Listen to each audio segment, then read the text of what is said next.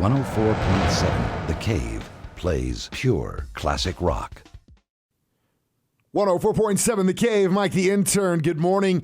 Randy Bachman's got a new solo album, and I get a chance to talk to him about it. It's called Heavy Blues, and it has got a ton of guest guitar players on there. You got Neil Young, Peter Frampton, Robert Randolph, Joe Bonamassa.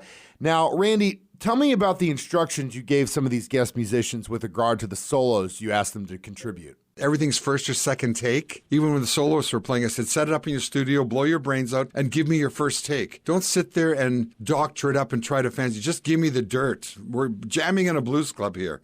Whatever you guys got to do, just give me a piece of your heart and soul. The solos that came back were staggering and amazing. Every guy shines like a diamond. Tell me about the experience of working with these new collaborators.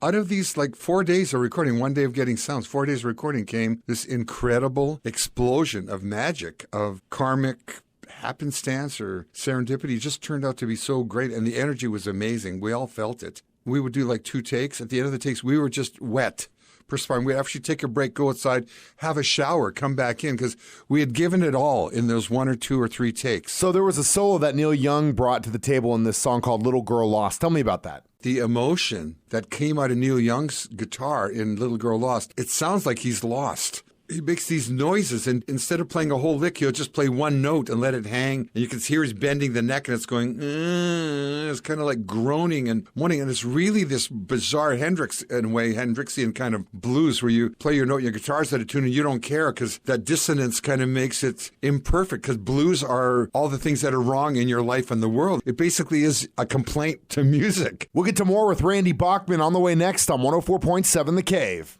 104.7 The Cave, Mike the Intern. Welcome back. We are talking with Randy Bachman this morning about his new record. It's called Heavy Blues.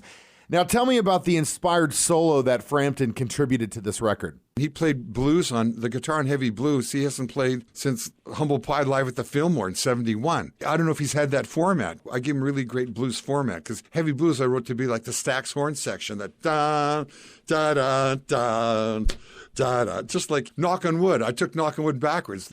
Now, Jeff Healey has long since passed, and I know that you had worked with him back in the 80s. You actually got a track you did with him and put this into the project. Tell me about that. Then I called Christy Healey, Jeff Healey's widow, and said, hey, I got that live album I did with Jeff Healey at Massey Hall before he passed away. Can I take his guitar track from Early in the Morning, which is a B.B. King song? I'll write a song in the same tempo, same key, and fly him in. So when you hear Confessing to the Devil, Jeff Healey's playing B.B. King licks, and it's so cool, because you normally wouldn't play that in a Bo Diddley song. You'd go da-da-da-da-da-da-da-da-da, like Bo Diddley that play in with the beat, but he's playing against the beat because he's doing B.B. King Early in the Morning, which is B.B. King's theme, and also Jeff Healey's encore song. We'll get to more with Randy Bachman after this deep cut on 104.7 The Cave.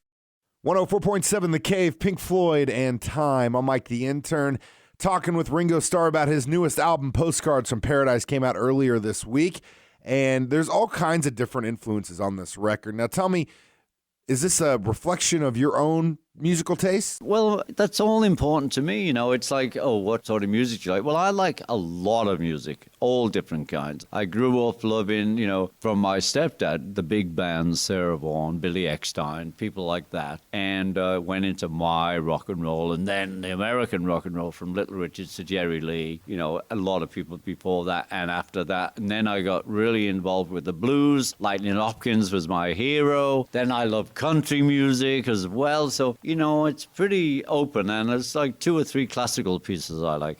Thank you so much, Ringo, for your time this morning. We've got a 6-pack of pure classic rock on the way next on 104.7 The Cave. 104.7 The Cave plays pure classic rock.